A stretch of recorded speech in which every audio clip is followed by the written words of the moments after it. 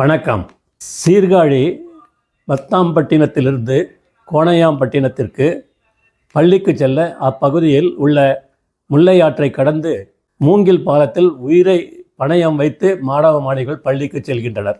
கல்லிடைக்குறிச்சி நெடுமானோர் ஊராட்சி துவக்கப்பள்ளி வளாகத்தில் விளையாடி கொண்டிருந்த 2ஆம் வகுப்பு மாணவி பாம்பு கடித்து மருத்துவமனையில் சிகிச்சை பெற்று வருகிறார். இந்த செய்தி அனைவரையும் பதற வைக்கிறது. திருவள்ளூர் கோண்டாம்பட்டி காலனி அரசு பள்ளியில் பக்கவாட்டு சுவர் விழுந்து மாணவன் பலியான செய்தி அதிர்ச்சி அளிக்கிறது. இப்படி தாங்க கடந்த 4.5 ஆண்டுகளாக தமிழ்நாட்டில் பள்ளிக்கூடத்தின் நிலைமை உள்ளது. அதுவும் கிராமத்தில் இப்படி தான் இருந்துருக்கு. எந்த வதிய சௌகரியமும் கிடையாதுங்க. கிராமத்தில் எத்தனையோ அரசு பள்ளிகள் பராமரிப்பின்றி உள்ளன. திராவிட மாடல் அரசு பள்ளிகளின் தரம் குறித்து கவலைப்படுவதாக தெரியவில்லை. வாக்காளர் பெருமக்களுக்கு இதெல்லாம் தெரிந்தால் சரி. பாரத் மாதா கி ஜெய். ஜெய்ஹிந்த்.